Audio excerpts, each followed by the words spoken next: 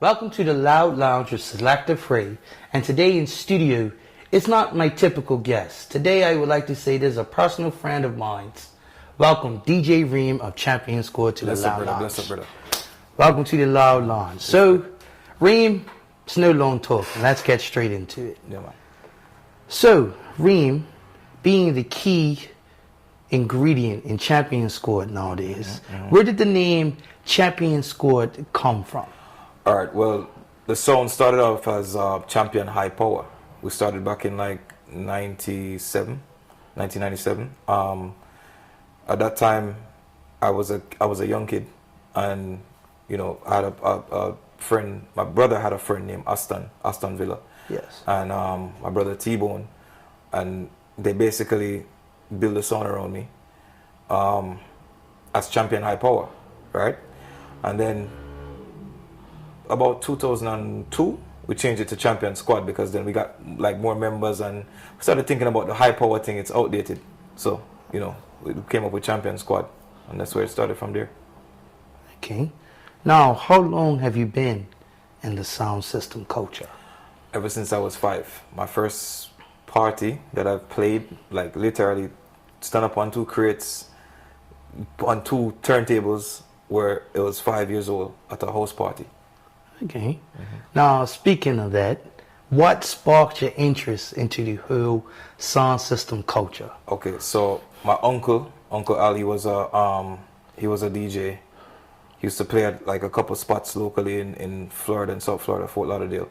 And my brother T-Bone, he followed him to become a DJ as well. And he used to bring me to the record store every week. Like every week, we never missed the record store. We used to walk on the road. They're like my table from me, like 4-year-old. He used to bring me. So I got the love from it there. Then then I used to sneak out and thief his cassettes. I listened to his cassettes, and from there, I was just in love with music. Okay. Now, speaking, you're coming from Fort Lauderdale. Now in that whole, am I saying it right, Naples area, Fort Lauderdale, Tampa Bay, that area, you got a lot of big selectors now moving to Florida. Oh yeah. I would say Mataran. Mataran lives in Fort Lauderdale. Chagaby. So you can honestly say now you see the sound culture actually growing big in your neck of the woods, you would say? I mean, I think the sound culture was always there, big there, especially in South Florida, which is Miami, Fort Lauderdale, those places. Yeah. You always had Orlando with like Pies and Dart and stuff like that. Yes. So I think that the culture was already big there. It's just that it's expanding now. Like it's expanding more than usual. Now, since you're coming out of Florida, who would you say are the top 5 songs out of Florida that you would say will be on your top 5? Right now, currently? Yes. All right. So, you have Super Twitch, the Super song. Yes. You have a guy named Dirty Dex.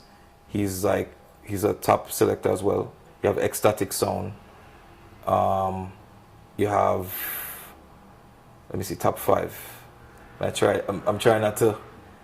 I feel limited, so yeah. It's a lot of good sounds in Florida. You have Eccentric Sound. You have Sir Toxic.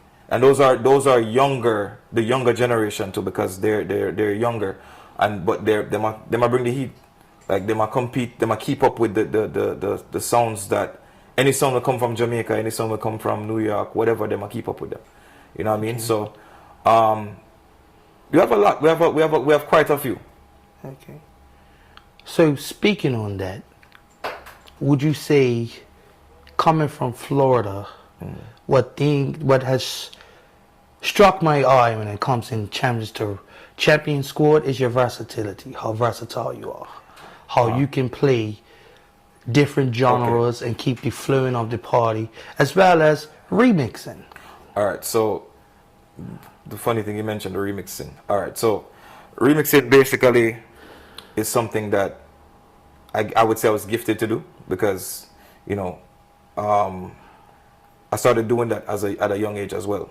So I think that's what kind of separated me from a lot of the sounds because I can do remixes, I can do creative stuff, and my mind just flows. Even when I'm juggling, my mind flows with creative stuff. Like instead of, I tell a story with my juggling instead of, jumping from here point A to point B.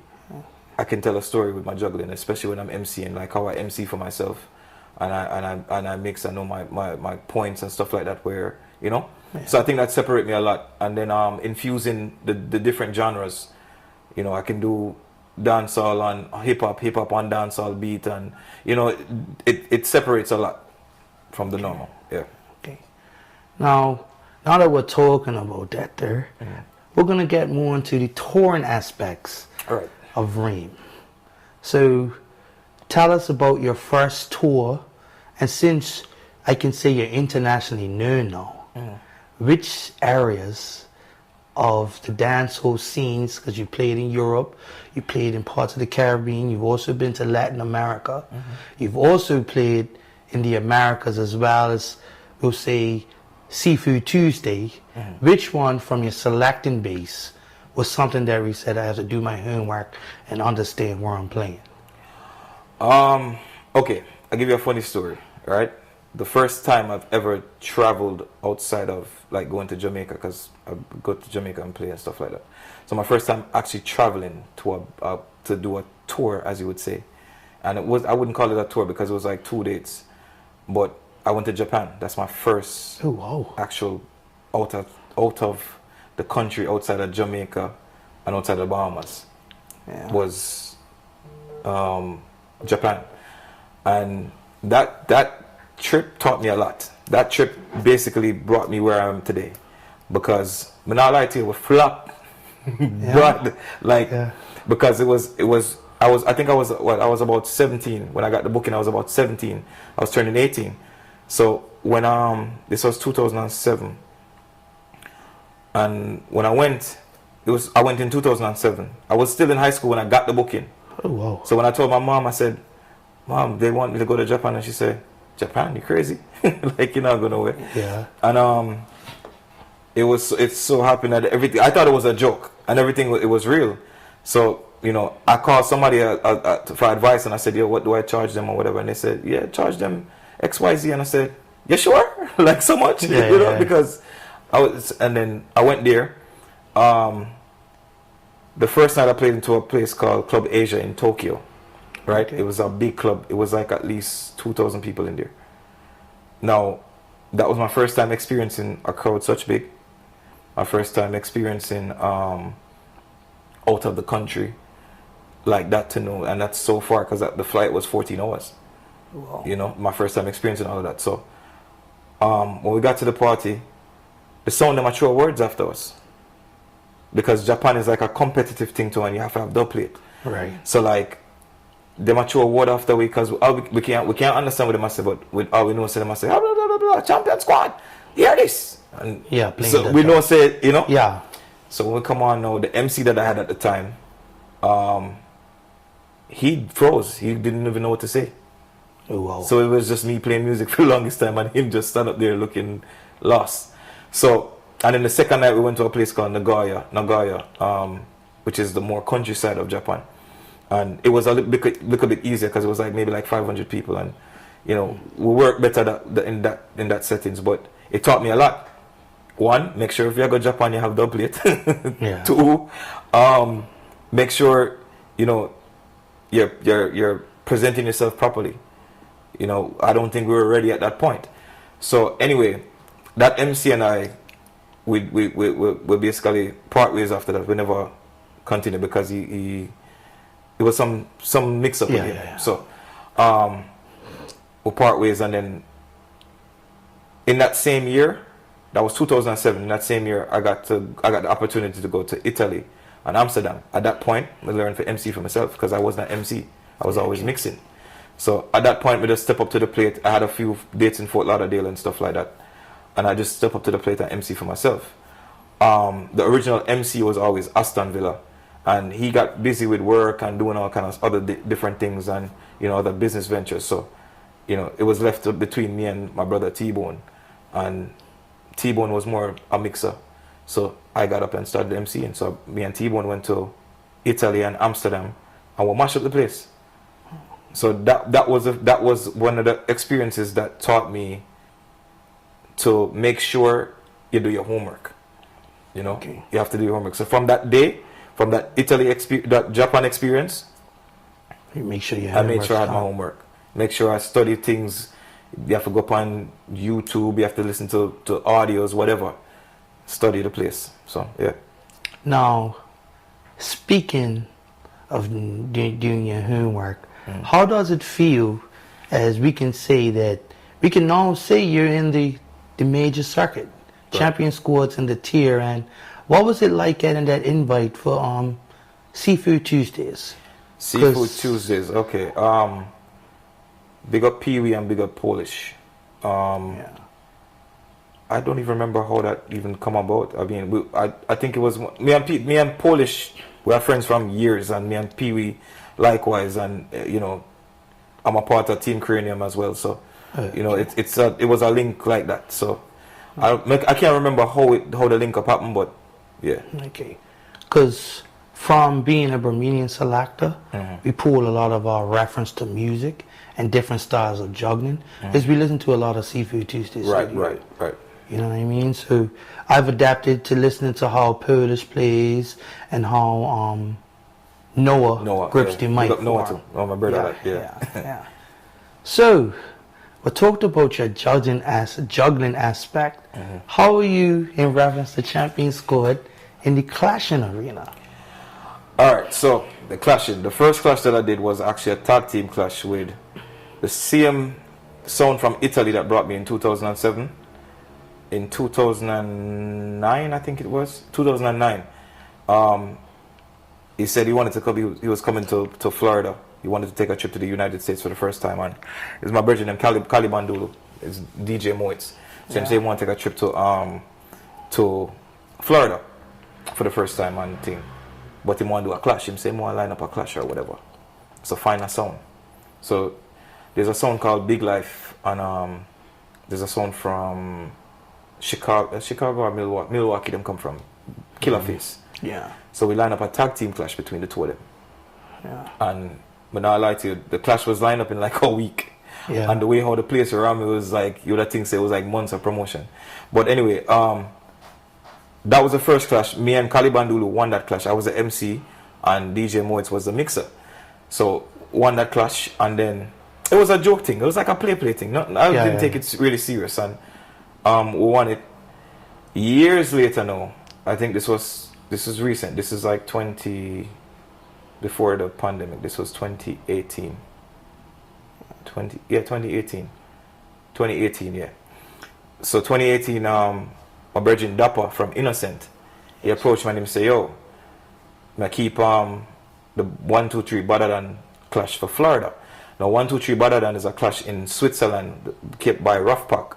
And Rough Pack basically, it's a brand just like a world clash, just like you have, global clash and all stuff. Yeah. It's a brand just like that. So it's a major brand. So they do it in Europe and Switzerland. So he approached me and he said, yo, the winner goes to Switzerland and clash in the finals or whatever.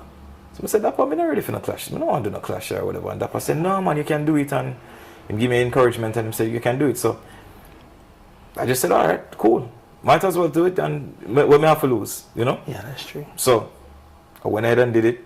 It was a clash with Emperor Sound, a long time sound from Bad Sound from long time, Emperor, and King Ramsey from New York, G6 from Orlando, Nasheen Fire.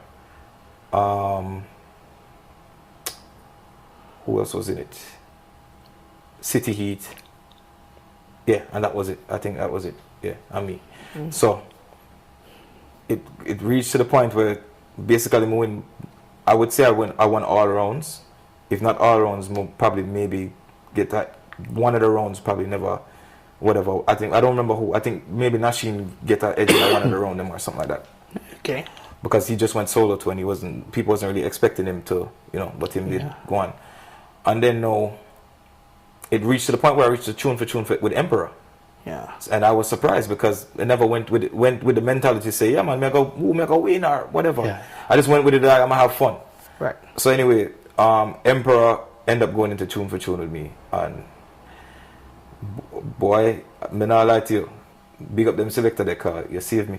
Because with Yeah. Emperor Dub Box, Yeah. them have Tenor Saw, them have Nitty Gritty, them have all of these It artists. was hard to compete. There's in tune for tune. Yeah. So it was like the selector them didn't really know what they were doing. And You so happened to win. Okay. Now, speaking of your Clash Syndicate, we talked prior to camera. Right. You said you don't mind getting in the Clash scene. No. Anything or anything. As Okay. long as the price is right, anything is Okay. anything.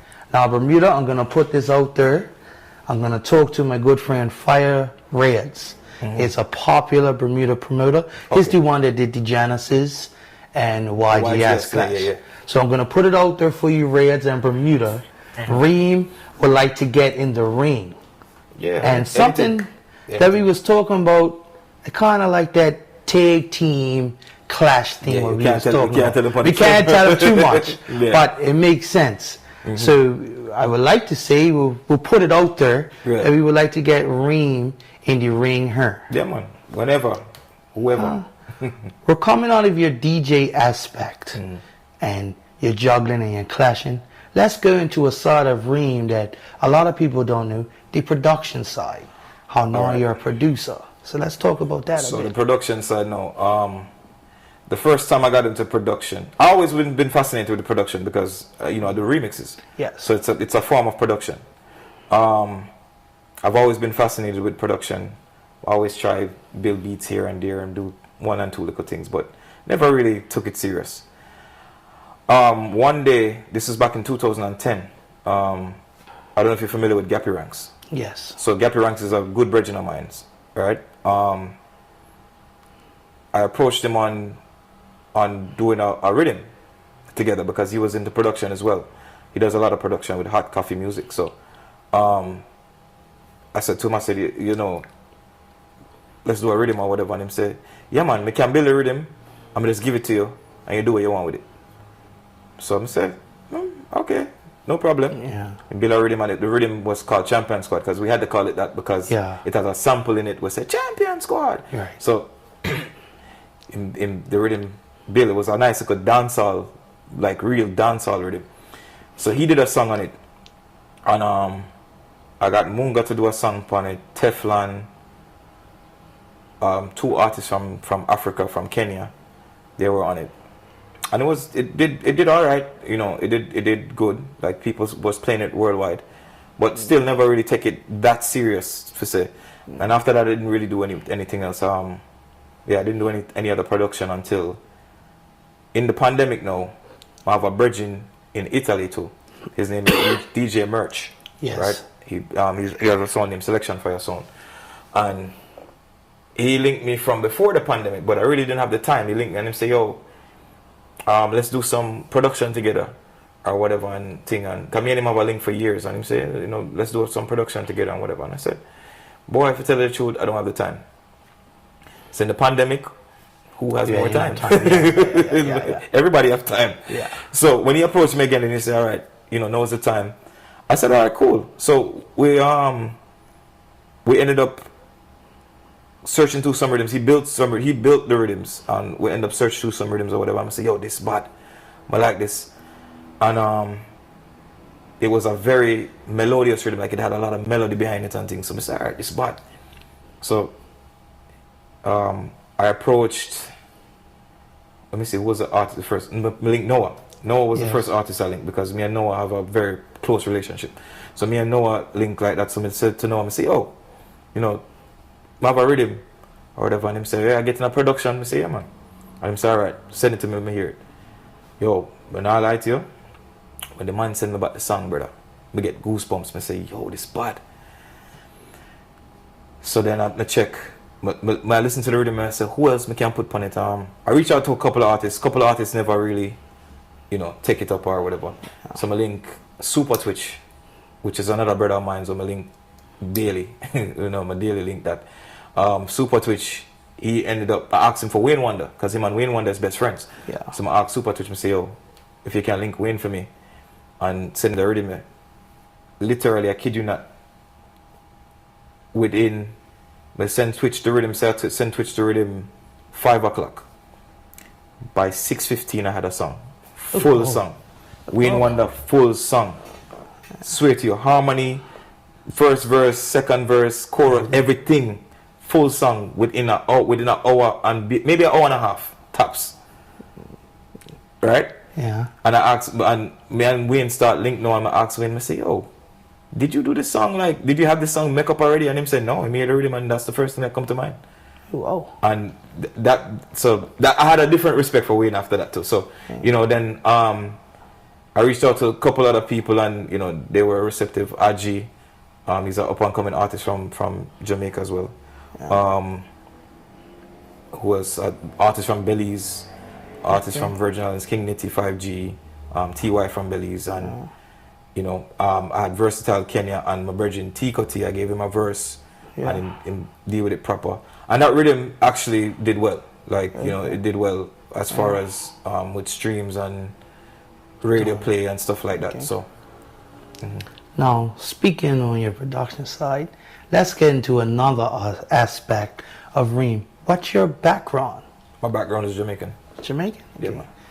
Because at first, a lot of people thought you had like a little bit of Boricua in you. People thought you were Spanish. Well, all right. So it's kind of a mixed up type of thing, because my mom and dad is Jamaican. I was born in Florida.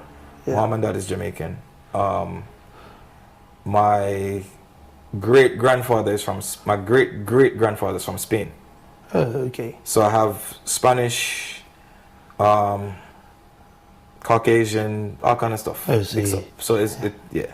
Okay. That's where that come from. And You know, then a the lot Creole of and us the thing thought like you that, had like the Latin side, because we saw you a lot of times in Belize. Oh, well, and all that stuff. just like how I used to come to Bermuda a lot, Yeah. Belize.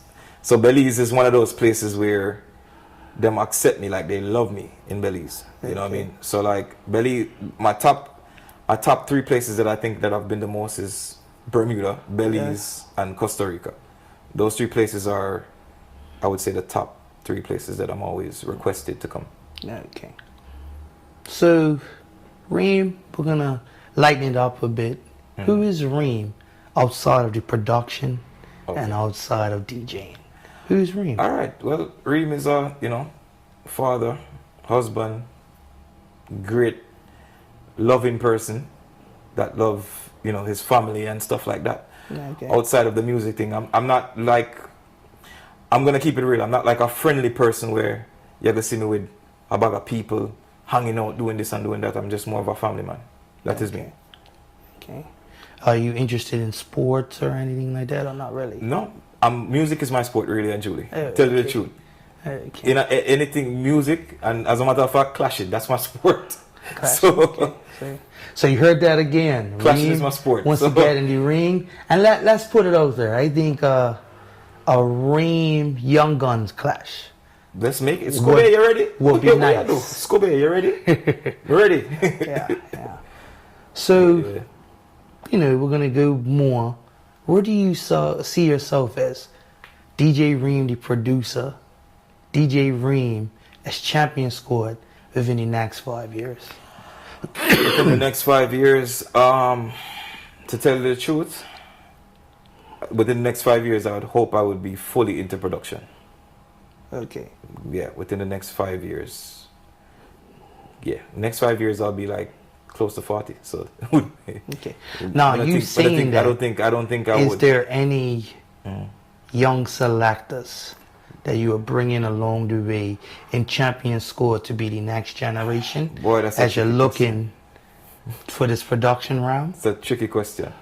So the problem that I have with the younger generation today is everybody wants to do their own thing, and everybody don't like to take telling.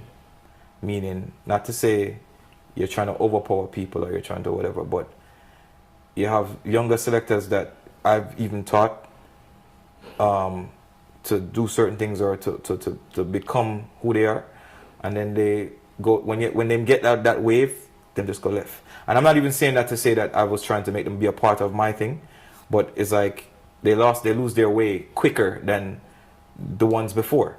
You understand? Like they don't really try to learn. Once them catch a little niche and them get a little hype, That's it. They're the greatest thing. The dedication. I have to big up one youth what I actually took onto my sound, and I'm still letting him do his own thing. His name is Overdose. I'm pretty sure you hear about Overdose before. Yes. Yeah, he's from Bahamas. He's from the Bahamas or whatever. He live in Miami now. But big up to Overdose. Took him on the sound maybe like a year ago, and a lot of people are still not even familiar that he's on the sound because we don't really try to make it into something where he has to be like, oh yeah, champion squad. You know, he's doing his thing. He was doing his thing when he approached me on it, and I gave him that leeway to say, all right, do your thing. You already have an established brand, run with that brand, and then, you know, whenever we, you know what I mean, we link up or whatever. And we've been doing that. So big up to Overdose. Okay. And he's doing it. He's doing an amazing job right now, worldwide. Like, okay, he's one of the very few that's actually flying out of America, like constantly.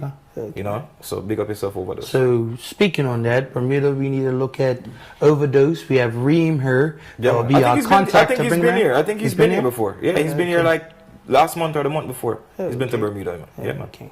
Okay. Mm-hmm.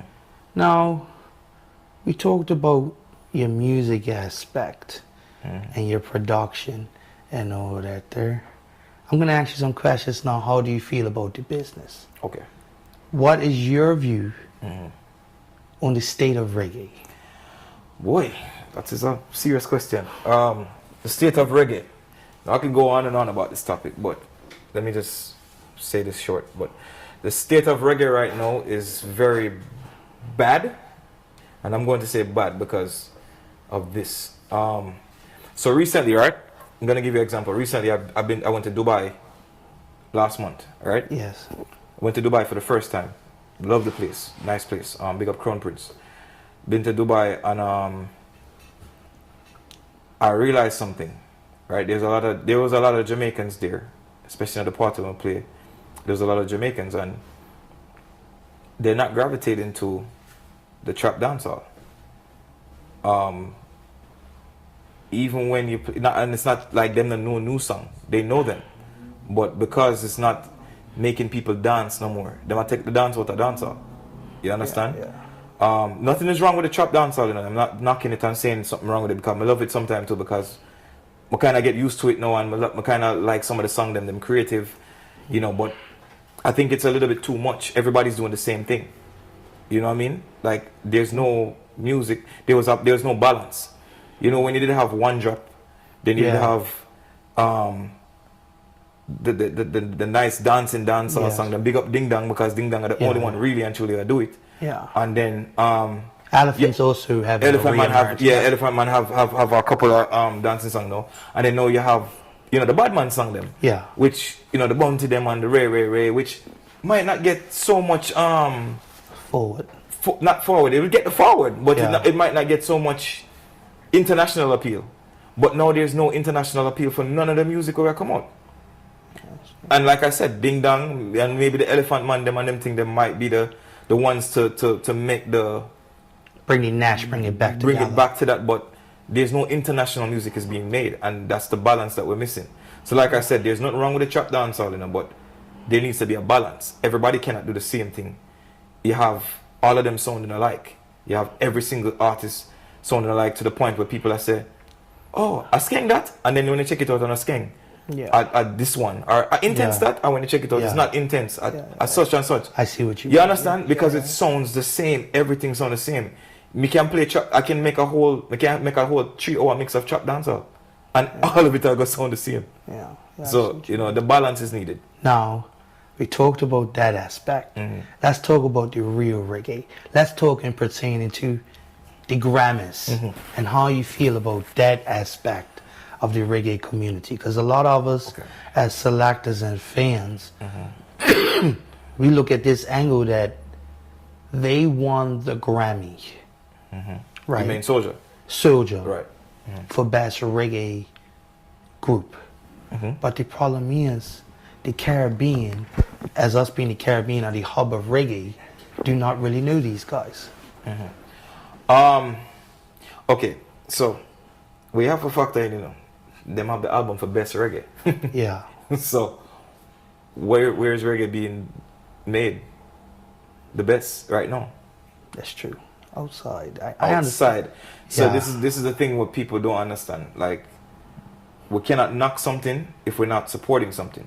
Most of the people them what is knocking when Soldier win, is the people them that don't even care for buy music. That's true. They don't even get, most of these people that's on social media, that's going crazy, that's doing this and that, they don't buy music. Their favorite dancehall artist, alright, I'm gonna use an example. And any artist or whatever, cities or whatever, don't cost me. But for instance, which dancehall artist has the most following? Shensia. Use Shensia as an example. Shensia have how much millions of following? Do you think that she's making millions of dollars on album sales? No. No, she's not. Because why? Most of these people that love her is not buying her music. Some of these people that love her is not even buying a ticket to go to her concert. Yeah. When she's in their town. Yeah. Because that's the value of how reggae music dropped. You understand? Because Yes. it dropped so bad that the general public is not interested no more. Yeah. You understand? And the buying crowd, because you have a buying crowd and you have a crowd that doesn't buy music. So that buying crowd, they're not appealing to the buying crowd. You understand? And that's what it all boils down to. Okay. Now, you spoke of Shensia. Mm-hmm. Who are some of your favorite artists and why? So favorite artist of all time or right now? Old time, and we can go into right now. So favorite artist of all time. My artist is Bounty Killer. Hands down. Okay. Bounty Killer is my artist. That's basically who I idolized from a young kid. When I was growing up and trying to play music and do music and whatever, Bounty Killer. And the Bounty Killer being one word there, but it was always Bounty Killer. Okay. And then Bojo, Yeah. and I'm a big foundation music fan. So like I would listen to a lot of like Nicodemus, Tennessee, stuff like that. Okay. Like I would like really and truly, like even if I'm home bored not doing nothing, I'm up on YouTube on the TV and I watch older dances, older stage show and them stuff there. So yeah. Now we talked about your singers and entertainers. Mm-hmm. Who are some of the DJs that Reem looked at in his earlier days? All right, so definitely Tony Mataran. Tony Mataran, I always found as someone that I can idolize, and I think everybody patterned something from Tony Mataran. Yes, everybody. Yes. I don't care what nobody wants to say. Yes. Everybody patterned something from Tony Mataran. Yeah. Squingy as well. Squingy's a lot of people pattern from Squingy. Yeah. But to me, Mataran, more people pattern from Mataran than Yeah. Squingy. But Squingy is also a great. Yeah. One thing we could say about Mataran, he gave a lot of DJs the push to go solo. Right. From when he left Addis, That's a a lot of people thought, oh, I can't make it without a team. Or a and boss. Mataran, boss, Right. and created, instead of him being stuck in the Addis shadow, he created his own brand. He created his own brand. That's why you have to, Yeah. give him that respect. Also, as far as selector wise, well, remix wise, let me just say this: remix wise, there was a cassette that I listened to from very, very young, which made me start to like remix. There was a song. What's the name of it? Chinese Laundry. Chinese Laundry. They're from Trinidad, I think. Yeah. Like I don't know, my brother brought the cassette to him or whatever, and it was like a mega mix thing or whatever, and I was so fascinated by it. Yeah. Then Delano Renaissance. Yes. When he did the I think it was before that too. He did something before that. Yeah. And I was fascinated by it. And then he did the Fed Up remix and whatever. Yeah. And I remember that it came out like on a Reggae Gold CD or something, on a Reggae Gold album. Yeah. And it was mad. So those, I think that's what got me into the remix thing more. Okay. And then I have to big up Black China too, because Yes. that made my mind open more, because Yes. they were doing stuff and I was like, yo, I can do this too. And then we start imitate certain things or whatever. So yeah. Okay. Well, Reem, on behalf of the Loud Lounge, this has been a great interview. Respect, Wish you bro. all the best. Yeah. Respect, bro. Cool. Come on.